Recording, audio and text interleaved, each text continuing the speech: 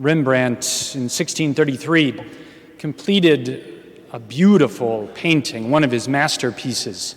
It was an oil on canvas titled "The Storm on the Sea of Galilee." And it's a painting that depicts today's gospel.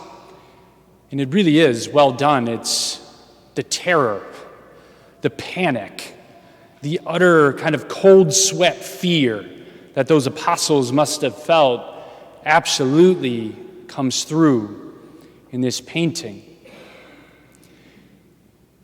And in this painting, you see this tiny little sailboat, almost cresting a wave, and over its stern, over the front and the side, this wave and just buckets of water pouring into the boat.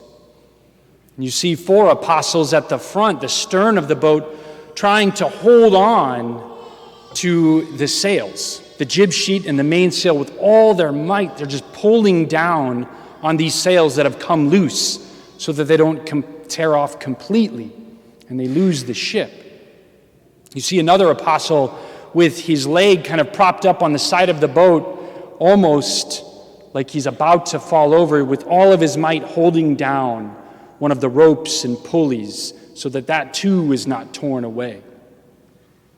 Another apostle sitting on one of the sides of the sailboat with his hands over his head, just, it looks like screaming out in terror.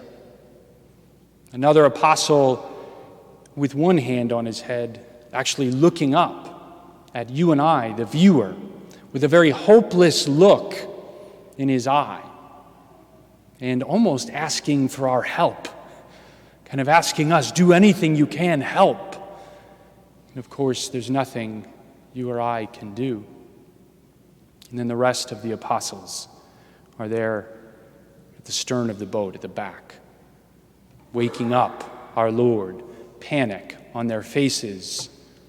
And there is our Lord, looking drowsily right back at them, having just woken up from a nap, calm as a cucumber, just calm as could be.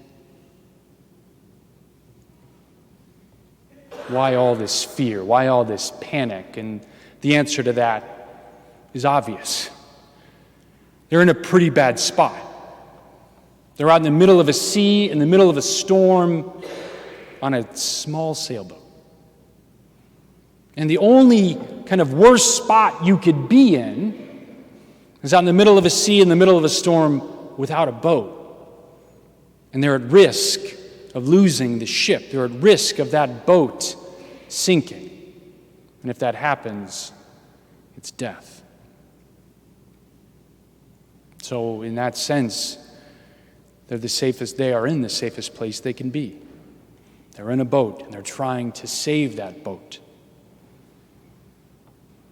Then, of course, you and I might be thinking of, well, the best place to be would actually not be in the boat or on a sea at all, right? On land, maybe at home. But the amazing thing about this particular boat is that it is the safest place anyone could be on the face of the earth. It would not be safer for them to be on land. It would not be safer for them to be at home. It would not even be safer for them to be down in their basement or in a room without windows. They're in the safest place they could possibly be in the middle of a sea, in the middle of a storm, on that particular boat, because of who sails with them. Jesus Christ. There is no safer place any of them or any disciple after them or any of us could ever be than in that boat with our Lord. And guys, we are. We are right there with them in that boat. For centuries, the bark of St. Peter, Holy Mother Church. She has navigated and sailed the high seas of the centuries and has and always will remain afloat. For those of us, us desperate souls, and it will always remain afloat, taking us and sailing on toward the horizon of heaven. And it has, and it will continue to navigate every single storm.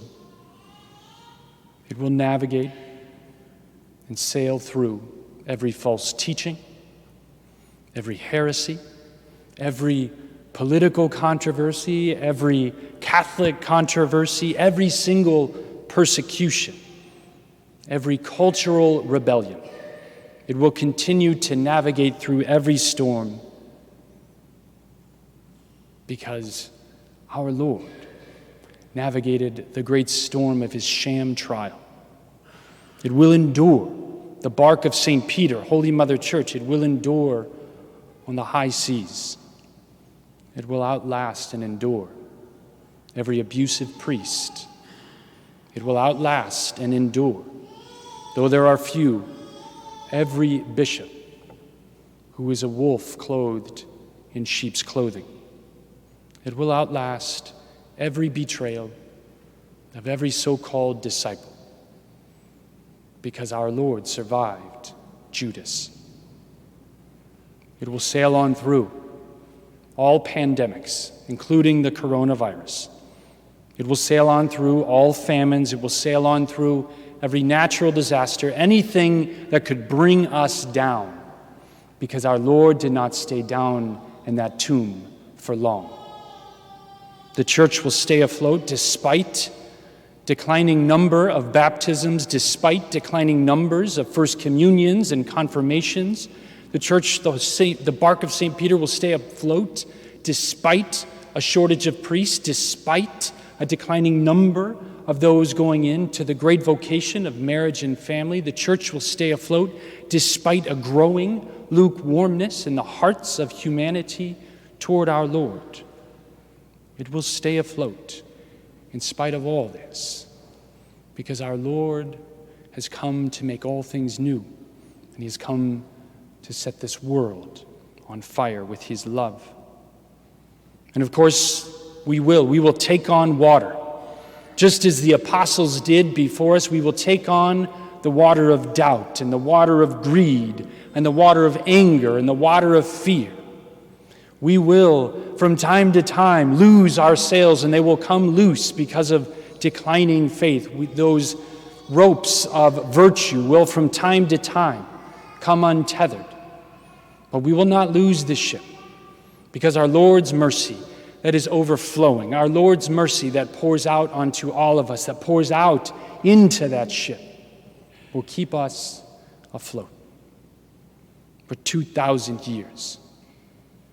The bark of St. Peter has sailed, and it will continue to sail, because that bark, that ship, our beloved church, our Holy Mother, has the fullness of Jesus Christ. There is, in truth, no safer place to be on the face of this planet than here, at home in our church. This past Friday, I was out in Dearborn County at All Saints Parish for a youth retreat. There were about 300 youth, about 75 plus adults and other volunteers and speakers. And the retreat was called the Intense Retreat. It just concluded this morning. I was out there hearing confessions, and the reason it was called the Intense Retreat was because these youth were camping out for the retreat. They were there in tents, camping out. It's only a Father Jonathan Meyer. If you know him, that's his thing. Those kind of quirky things. But so it's this intense retreat, and these youth are supposed to be outside all weekend long. And I get there on Friday evening, and probably like me, all of you got those weather alerts on your phones all day long that there could be a Category 5 hurricane coming Friday night, right? We don't even live next to an ocean. So I was a little worried that that afternoon that if this retreat was going to go on, was it going to be canceled because we were going to be out in the middle of a field. They were going to be there all weekend long. And so I get there, and they've, of course, moved it indoors. But they didn't move it into some reception hall or parish life center. All Saints Parish oftentimes uses the auditorium as a fallback at East Central High School. They didn't move it there. They crammed every last person into the church at St. Leon in Indiana. Every last soul into the church. And that is where we all weathered the storm. And the storm rolled through, all throughout Mass, where our Lord was present on the altar and in the tabernacle. He was dispensing his mercy in the confessional. There was, in truth, no safer place to be on the planet than in the church in Dearborn County, just as there is no safer place to be on the planet than in the bark of St. Peter, Holy Mother Church.